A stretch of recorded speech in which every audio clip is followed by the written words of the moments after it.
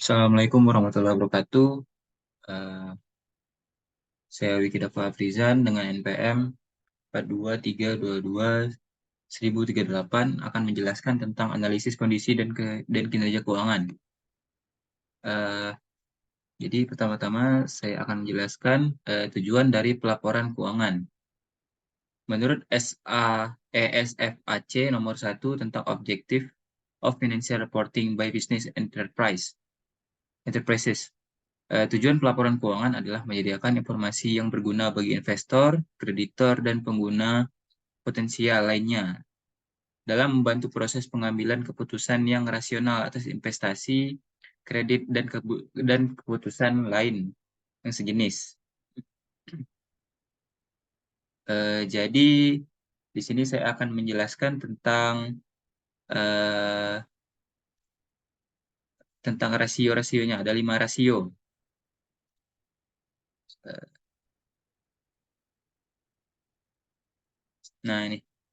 Jadi saya akan menjelaskan dan menganalisis hasil dari ini laporan keuangan. Menurut Hanafi dan Halim, pada dasarnya analisis rasio bisa dikelompokkan ke dalam 5 macam kategori, yaitu yang pertama rasio likuiditas, yang kedua rasio aktivitas, yang ketiga rasio solvabilitas, yang keempat rasio profitabilitas, dan yang kelima itu rasio pasar. Dan yang pertama-tama saya akan menerangkan sedikit tentang rasio likuiditas, yang merupakan rasio yang menggambarkan kemampuan perusahaan dalam memenuhi kewajibannya yang akan segera jatuh tempo. Eh, jadi, di dalam rasio likuiditas ini terdapat eh, rasio lagi. Jadi, di sini yang pertama ada current ratio dengan rumus aktiva lancar dibagi dengan hutang lancar dikali dengan 100%. Jadi, jadi saya mengambil dari perusahaan PT S Hardware ya, dan mengambil 3 tahun terakhir dari tahun 2020, 2021 eh, sampai 2022.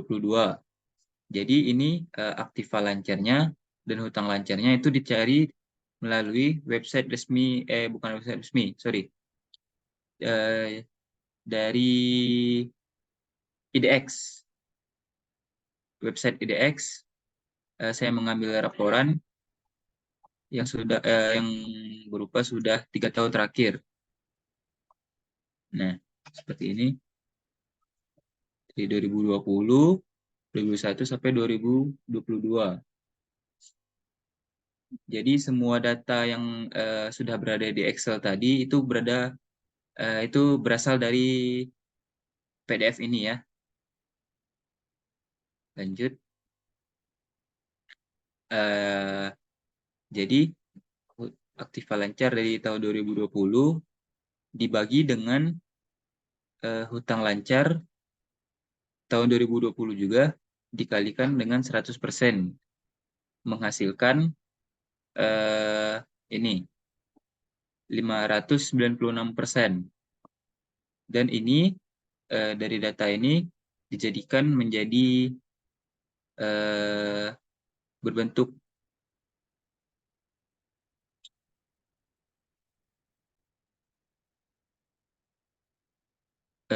grafik ya. Yang kedua ada cash ratio dengan rumus kas dan setara kas dibagi hutang lancar dikali 100 dengan diagram seperti ini. Dan selanjutnya ada rasio cepat dengan rumus aktiva lancar dikurang persediaan dibagi hutang lancar dikalikan 100%. Jadi untuk menghitung rasio cepat ini, aktiva lancar dikurang persediaan, nanti dari hasil persediaan ini dibagi dari hasil aktiva lancar dikurang persediaan ini dibagi hutang lancar dan dijadikan persen. Dan ini yang sudah menjadi diagramnya. Selanjutnya WCTA rasio. Dengan rumus seperti rasio cepat tadi, aktiva lancar, namun ini berupa aktiva lancar dikurang hutang lancar dibagi jumlah aktiva. Jadi hasilnya itu dibagi dengan jumlah aktiva dan dijadikan persen. Dan ini bentuk diagramnya.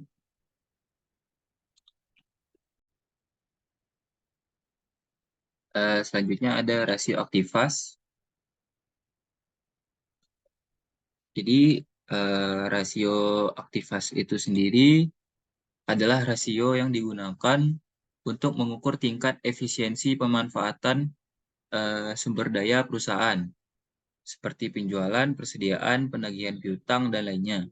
Atau rasio untuk menilai kemampuan perusahaan dalam melaksanakan aktivitas sehari-hari. Jadi di dalam rasio aktivitas ini terdapat beberapa macam ya, seperti total asset turnover ratio dengan rumus penjualan dibagi total aktiva dikalikan 1 dengan ini diagramnya. Sorry, ini seharusnya salah. Ini tahunnya ya. Maaf, ini salah.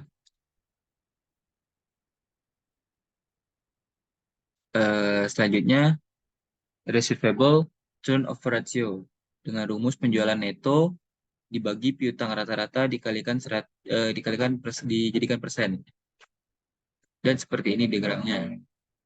Dan ini hasilnya dari perusahaan yang saya ambil. Selanjutnya, average collection period. Nah, ini agak berbeda. Jadi, ini rumusnya piutang rata-rata dikali 360 dan dibagi dengan penjualan. Jadi, piutang rata-ratanya dikalikan dulu 360, baru dibagi dengan penjualannya. Dan ini bentuk diagram dari average collection period-nya. Selanjutnya ada inventory turnover ratio atau ITOR.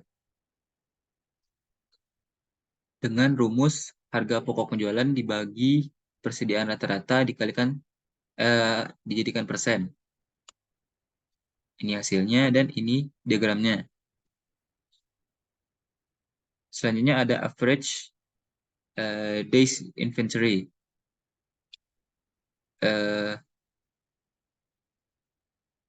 Ini memiliki rumus persediaan rata-rata dikali 360 dibagi harga pokok penjualan dan dijadikan persen. Ini persediaan rata-ratanya dikalikan 360, hasilnya seperti ini, dan harga pokok penjualannya seperti ini, dan dijadikan persen, dan ini bentuk diagramnya. Selanjutnya ada asset turnover dengan rumus penjualan dibagi total aktiva dan dijadikan persen.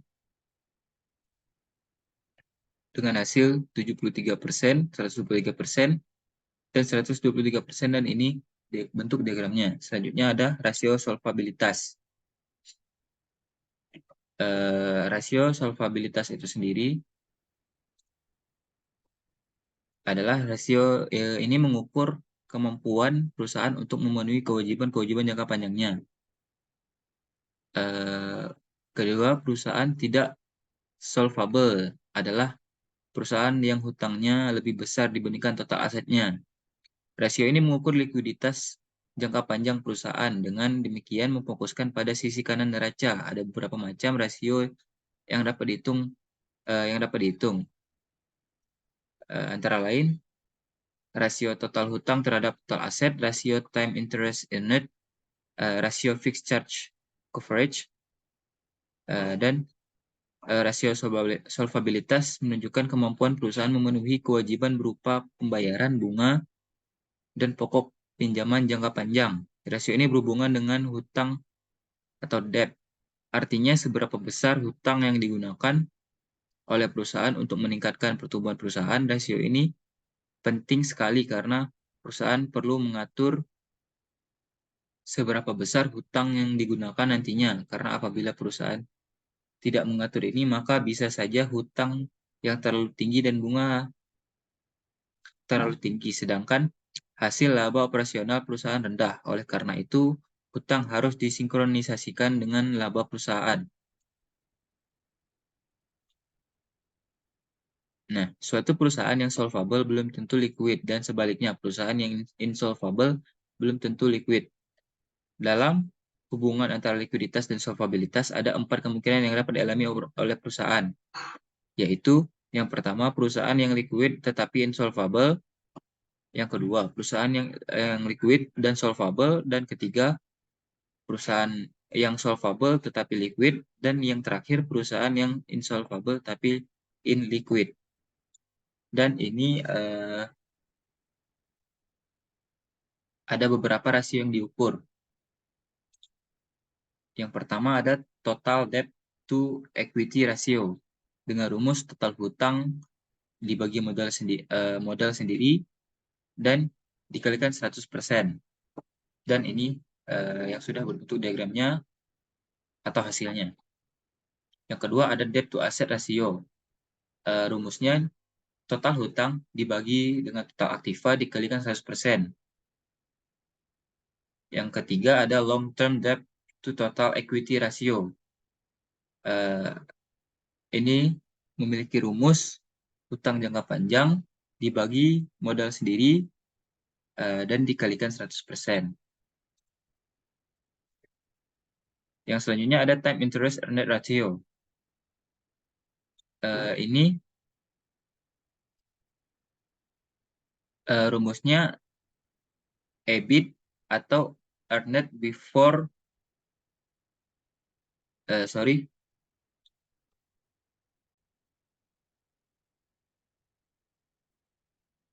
EBIT yaitu earnings before interest and tax atau laba sebelum bunga dan pajak. Jadi EBIT dibagi dengan bunga dikalikan 100%, dan ini hasilnya. Lanjut, ada rasio profitabilitas.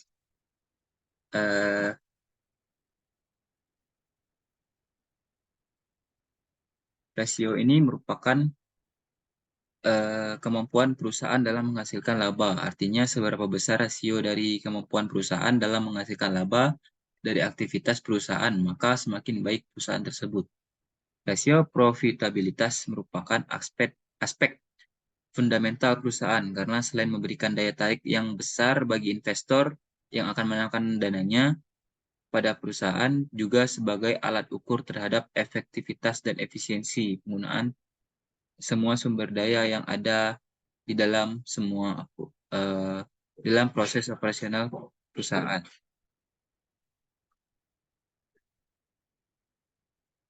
Di dalam rasio profitabilitas ini ada 2 indikator yang dapat diukur.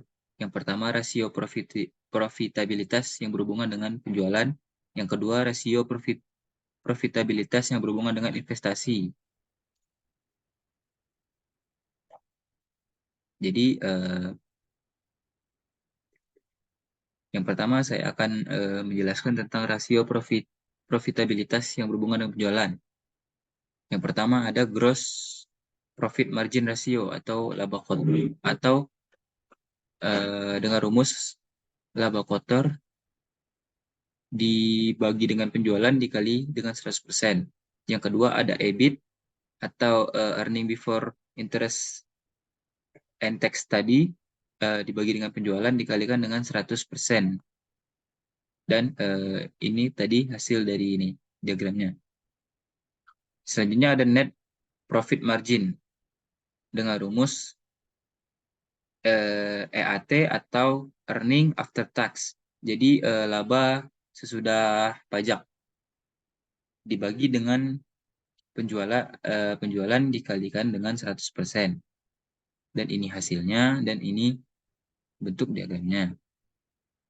Yang selanjutnya ada rasio profitabilitas yang berhubungan dengan investasi. Yang pertama ada return on asset dengan rumus EBIT dibagi dengan total aktiva dikalikan 100%. Yang kedua ada return on equity dengan rumus laba bersih dibagi dengan modal saham dikalikan 100%. Dan selanjutnya ada return on investment atau dengan rumus EIT dibagikan dengan total aktiva dikalikan dengan 100%. Dan yang selanjutnya ada earning per share atau EPS dengan rumus EAT dibagi dengan jumlah lembar saham dikalikan dengan 100, dan ini hasilnya dalam bentuk diagramnya. Selanjutnya ada rasio pasar.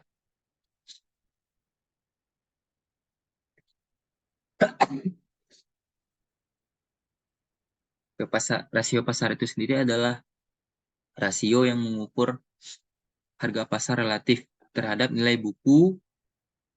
Sudut pandang rasio ini lebih banyak berdasar pada sudut investor atau calon investor, meskipun pihak manajemen juga berkepentingan terhadap rasio-rasio ini. Jadi ada beberapa rasio pasar yang dapat dihitung, yaitu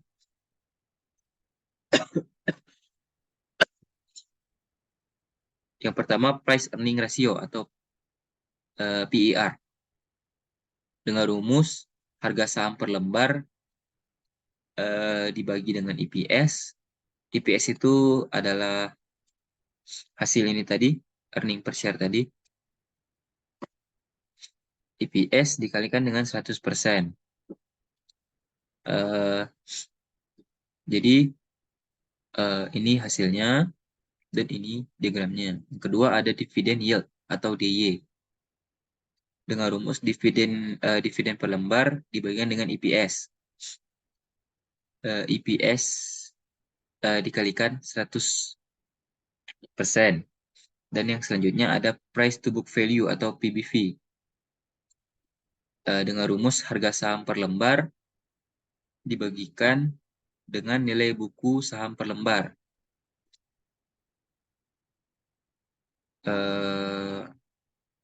Untuk kedua ini saya tidak mendapatkan datanya dari PDF ini tadi, melainkan saya mendapatkannya dari website resminya dari PT S Hardware ya. Jadi lanjut, tadi rumusnya harga saham per lembar dibagi dengan nilai buku saham per lembar dikalikan dengan 100%. Dan yang terakhir ada book value atau BV dengan rumus total ekuitas dibagi dengan saham rata-rata saham yang beredar. Ini tidak dijadikan persen, namun dibagi saja. Dan ini hasilnya, dan ini yang sudah berbentuk diagramnya. Jadi itu saja yang dapat saya jelaskan mengenai analisis dan kinerja keuangan dari perusahaan yang saya ambil, yaitu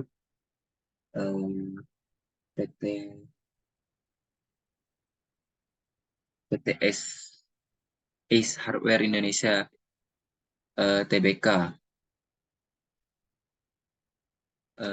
Mungkin ini saja. Mohon maaf bila banyak kesalahan dan ada beberapa kata yang salah. Saya mohon maaf. Wassalamualaikum warahmatullahi wabarakatuh.